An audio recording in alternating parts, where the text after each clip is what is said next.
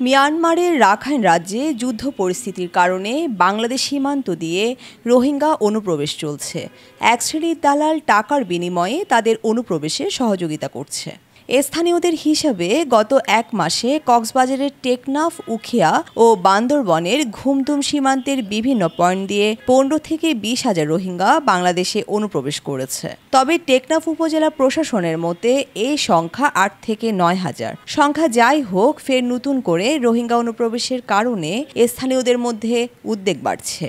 সীমান্ত এলাকার লোকজন বলছে, মিয়ানমারের রাখাইনের মংডু শহরের দেশটির সরকারি বাহিনীর সঙ্গে সশস্ত্র বিদ্রোহী গোষ্ঠী আরাকান আর্মির লড়াই তীব্র হয়ে উঠেছে। মংডু টাউনশিপ ঘিরে এই লড়াইয়ে আবারও রোহিঙ্গাদের জীবন হুমকির মুখে পড়ছে। প্রাণভয়ে ভিটে মাটি ফেলে গত এক মাস ধরে মংডু ও আশেপাশের এলাকা থেকে দলে দলে রোহিঙ্গারা বাংলাদেশে প্রবেশ করছে। এমনকি অনুপ্রবেশের আশায় সীমান্তের ওপারে জড়ো হয়েছে আরও অন্তত 60 হাজারের বেশি রোহিঙ্গা।